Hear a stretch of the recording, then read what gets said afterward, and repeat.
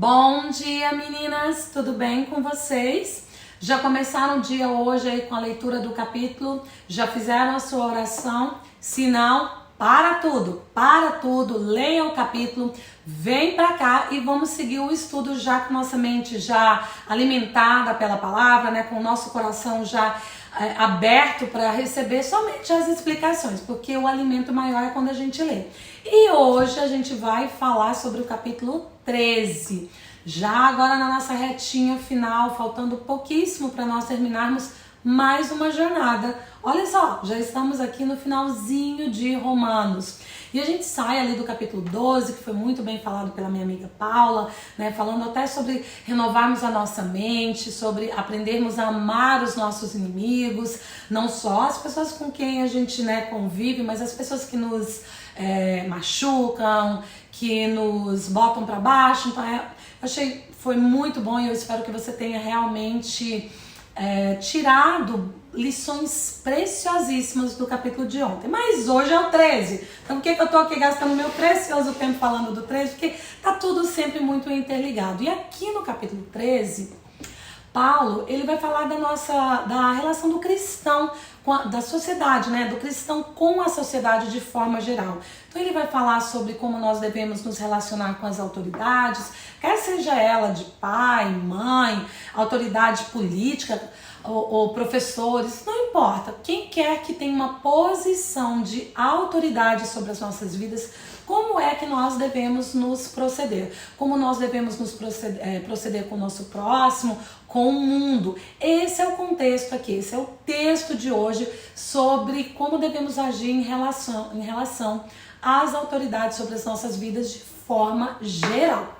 E uma coisa que a gente tem que ressaltar aqui, todo livro, né? Eu já falei sobre isso, creio que algumas das minhas colaboradoras também já falou. Quando nós lemos a Bíblia, mas nunca é pouco relembrar, ressaltar isso. Quando nós lemos a Bíblia, a gente tem sempre que perguntar quem escreveu aquele determinado livro, para quem escreveu, qual era o contexto da época, o que estava acontecendo ali naquele contexto, qual era a intenção.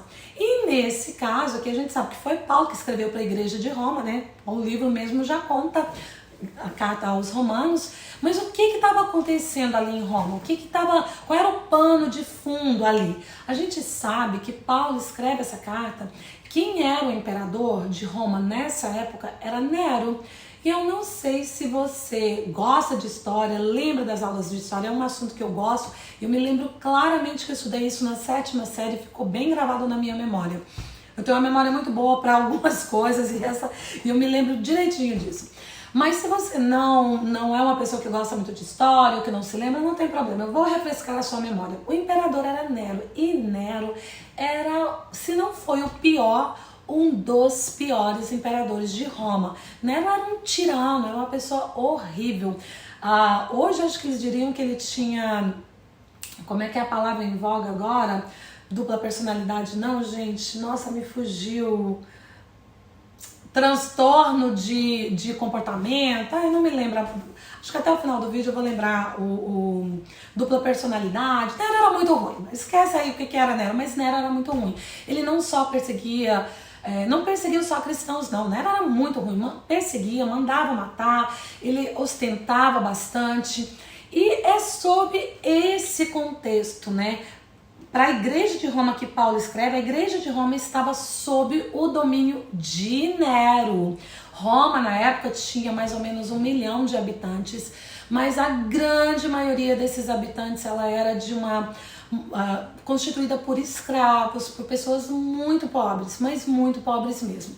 Uma pequena parcela, mas uma parcelinha bem pequena, era constituída de pessoas abastadas, com dinheiro, que tinham uma vida, né, mais produtiva, porque ali não era fácil não. Mas no topo ali dessa cadeia, quem é que estava? Tava Nero, esse tirano que a gente leu nos livros de histórias que incendiou Roma. E é para esse povo que Paulo está escrevendo. Paulo está falando que eles deveriam se sujeitar a essa autoridade, inclusive a autoridade de Nero. Como assim? O cara não era ruim, o cara não era isso. E a gente viu também, né, meninas, vamos combinar, que na história recente do Brasil, agora há pouquíssimo tempo, né, teve uma briga, nada, mas toda autoridade, ela é constituída por Deus. Deus permite. Se tem o fulano no poder, é porque Deus permitiu que fulano fosse eleito e estivesse no poder. E eu tenho que me sujeitar a essa autoridade. Então, bora aqui para a Bíblia, porque vai dar mais validade ao que eu estou falando. Então aqui no versículo 1 diz que todo homem esteja sujeito às autoridades superiores, porque não há autoridade que não proceda de Deus, e as autoridades que existem foram por eles instituídas. Ou seja, Deus permitiu que toda autoridade, né, todo homem que está numa posição de autoridade, foi permissão de Deus.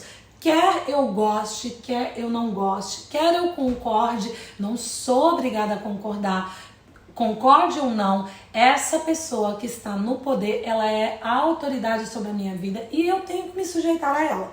É isso que Paulo está falando. E nesse contexto aqui, Paulo estava dizendo, vocês têm que se sujeitar a Nero. Simples assim. De modo que aquele que se opõe à autoridade resiste à ordenação de Deus. E os que resistem trarão sobre si mesmos condenação. Então é isso que Paulo está falando. Olha, não importa, vocês têm que se sujeitar a essa autoridade porque ela é constituída por Deus.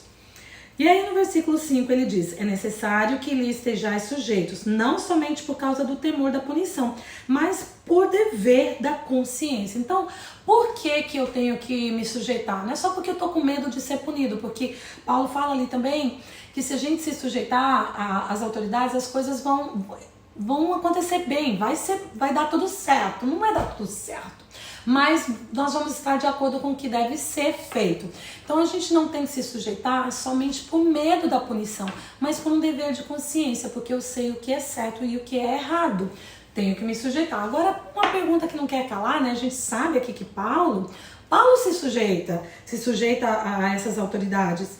E a gente sabe o que aconteceu com Paulo. Paulo vai ser o quê? Vai ser executado. Então, nem sempre. Será que toda vez que eu me sujeito... Olha, Paulo não falou que ia dar tudo certo, que estava tudo certo, mas não é nesse contexto, não é isso que Paulo está dizendo. A gente vai ver aqui agora, né, ele vai falar que nós devemos que pagar todos os tributos, então se tem imposto para pagar, não quero pagar, mas tem que pagar, tem que pagar. Se eu tenho que fazer a coisa certa, se a autoridade instituiu isso, então eu tenho que fazer, porque é o que foi instituído. Então pagar os impostos, né, honrar as coisas que nos são cobradas, mesmo querendo ou não. Mas por que, então, que acontece isso com Paulo? Se Paulo fala isso, porque a gente vai ver um pouquinho mais à frente, deixa eu só fazer um parêntese aqui agora, porque um pouquinho mais à frente aqui, Paulo ainda vai falar que a ninguém fiqueis devendo, né? Que nós devemos honrar os nossos compromissos. Mas também a gente vai ver que Deus vai agir. Deus é que vai agir. Se de repente essa autoridade ela vai contra os princípios de Deus, eventualmente essas pessoas vão ter que responder pelo que elas fizeram. Vão ter que responder. E a gente tem que entender também, ok, nós nos submetemos às autoridades, mas qual é o limite? Até onde vai a minha submissão? Até onde? O que eu tenho que fazer? Eu tenho que fazer tudo? Não, meninas. Se o que essas autoridades disserem para nós forem contra a palavra de Deus, aí o meu limite é estabelecido. Então eu não posso. Aí eu tenho que obedecer a Deus. A gente vê isso lá em Atos 4:19, que fala exatamente isso, que primeiramente nós temos que ouvir a Deus. Então se o que eles estabeleceram vai contra a palavra de Deus, a minha submissão termina aí, porque eu tenho que me submeter a Deus e a palavra de Deus e nada mais. E um bom exemplo que a gente tem na Bíblia é Daniel. Vocês podem ler isso lá em Daniel 6. Teve um decreto, né? O rei faz um decreto ali que não se podia orar. E Daniel, né? Estamos ali no contexto do povo de Israel, os judeus estarem na Babilônia. Então eles estavam também sob o domínio ali dos babilônicos e eles estavam obedecendo às leis. desse regime. Mas quando o rei lança um decreto que não se podia orar, aí foi o limite para Daniel, e Daniel continua orando, fala não, eu tenho que obedecer à lei de Deus, eu tenho que obedecer a Deus. Então esse é o nosso limite. Se nós chegarmos diante, até mesmo se os nossos pais, né, eu como mãe falar uma coisa, uma atrocidade, algo muito ruim, uma atrocidade para o meu filho fazer, ele sabe que aquilo é errado, aí ele tem autoridade para desobedecer, porque vai contra os princípios de Deus. E se vai contra os princípios de Deus, aí nós chegamos no nosso limite, aí acabou. Então, até onde eu me submeto às autoridades, até onde não ferir os princípios bíblicos, até onde não fere a voz de Deus, a palavra de Deus, os mandamentos de Deus, aí sim eu obedeço. Mas a partir do momento que extrapola isso, aí eu estou isenta de obedecer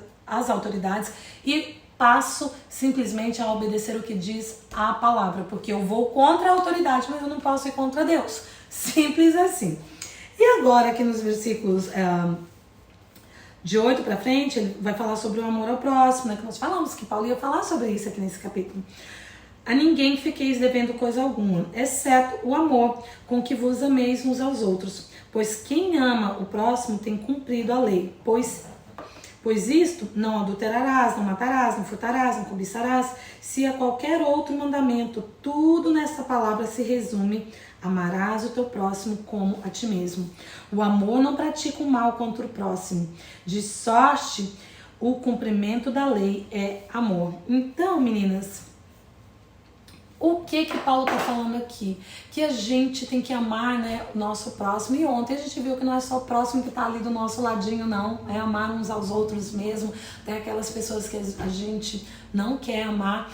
E entender que nós não somos cobradoras de amor. Aí eu parei para pensar nisso e falei, uau, isso é muito profundo. Não somos cobradoras de amor. Nós somos devedoras, porque eu vou falar de mim mesma, às vezes a gente quer, né, que o outro sempre nos dê atenção, sempre nos dê amor, o outro sempre cuide de nós, mas e nós? Será que nós estamos amando? Será que nós estamos dando este amor? Então eu acho que quando a gente muda a nossa perspectiva, passamos a parar de sermos cobradores de amor e entendemos que nós somos devedoras de amor, aí a coisa muda de figura. Concorda? Concorda comigo? Quando eu paro de querer que o outro me dê amor e entendo, não só que eu quero dar, não. Eu devo dar, eu estou devendo amor. Aí a minha percepção do que é amar muda. Porque eu não tenho só que receber, mas mais do que receber, eu tenho que dar. Dar não só para quem está do meu lado, né? Não só para as pessoas que eu realmente amo estar com elas, mas como nós vimos ontem, aquelas que me feriram, porque foi isso que Jesus fez, e é esse o exemplo que Paulo está dando. Jesus nos deu o exemplo primeiro, e se ele nos deu, nós temos que seguir o exemplo dele. Não, meninas, não sermos cobradoras de amor, mas sermos devedoras de amor. O capítulo é curtinho e vamos terminar aqui com Paulo nos versículos 11 dizendo: e digo isto a vós outros, que conheceis o tempo, já é hora de vos despertardes do sono, porque a nossa salvação está agora mais perto do dia do que quando no princípio cremos. Vai alta noite e vem chegando o dia. Deixemos, pois, as obras das trevas e revistamos-nos das armas da luz. Andemos dignamente em pleno dia, não em orgias, bebedice, não em imundícies, imprudências, dissoluções e nem em contendas e ciúmes. Mas revesti-vos do Senhor Jesus Cristo e nada disponhais para a carne, no tocante às suas concupiscências. Então o que Paulo está falando? Eu gosto dessa palavra, revesti-vos do Senhor Jesus. É nos vestirmos dele mesmo, é nos vestirmos do caráter, da presença, da semelhança de quem Jesus é. Porque quando nós nos vestimos dele, nós cobrimos a nós mesmos e passamos a agir como ele. E eu gosto ali um pouquinho antes que ele fala, deixa eu até ler novamente, que ele fala bem assim, ó: Vai alta noite, vem chegando o dia, deixemos, pois, as obras das trevas e revestimos-nos das armas da luz. Meninas, e quem é a luz? A gente já sabe, a gente já vem falando sobre isso desde Mateus, que Jesus, ele é a luz do mundo. E aí um pouquinho mais à frente ele fala, nos revestimos dessa luz, não nos fiarmos em bebedeiras, em imoralidades, em coisas que nos afastam da presença de Deus e nos afastam do dia do Senhor, que é isso que ele está falando. Olha, se prepara, o que Paulo está dizendo aqui é, cada dia nós nos aproximamos da vinda de Jesus. Quer nós estejamos vivos, né, quando ele vier, eu quero estar viva. Quando ele vier, ou quer morramos e vamos encontrar com ele. De qualquer forma, nós já está perto. Cada dia que passa, nós estamos mais perto desse dia, de uma forma ou de outra.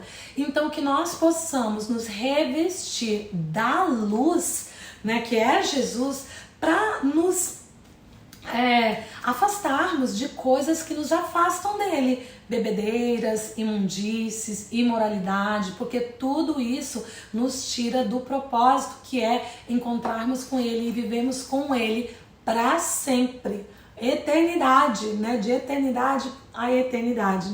E eu fiz um teste essa semana, eu fiquei muito tempo, né? Estou ainda com esses óculos aqui que não são os meus óculos, mas graças a Deus essa semana eu consegui um tempo, fui fazer o meu exame de vista, porque eu fiquei muito com essa coisa, né, da luz de Jesus, encontrar com Paulo ali em Atos 9, a gente estudou isso em Atos, e ao fazer o meu teste, eles apagam a luz, eu creio que todas aqui já fizeram, senão quando a gente vai fazer os exames, né, não é teste, os exames oftalmológicos, faz tudo no escuro, e eles vão colocando luz, né?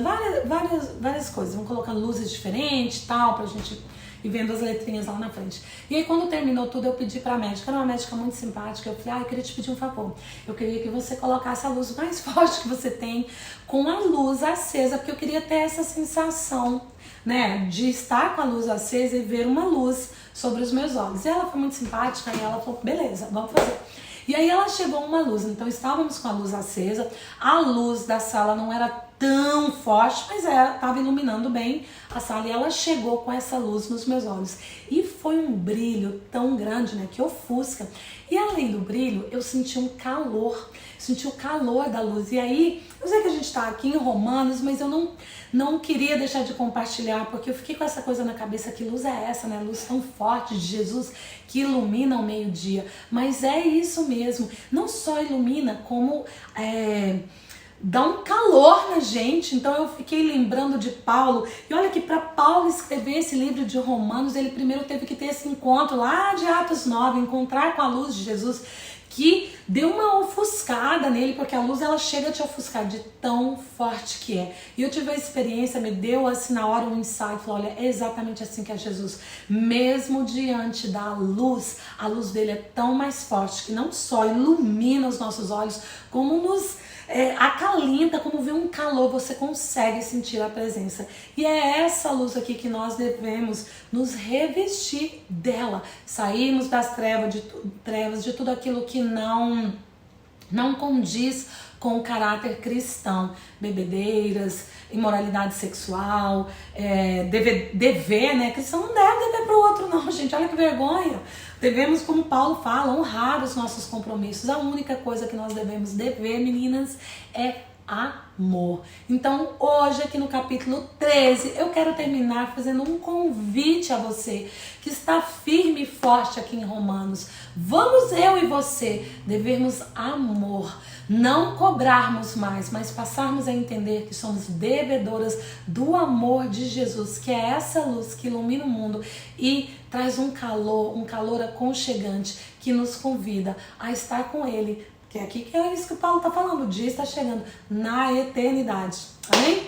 Então eu espero que hoje você possa ter um dia abençoado, um dia próspero, cheio da luz de Jesus, que realmente transforma as nossas vidas e nos capacita a conseguirmos cada dia tomarmos a nossa cruz, negarmos a nós mesmos e a caminharmos em direção a Ele mesmo. Amém? Deus abençoe o seu dia e a gente se vê amanhã aqui em Romanos 14.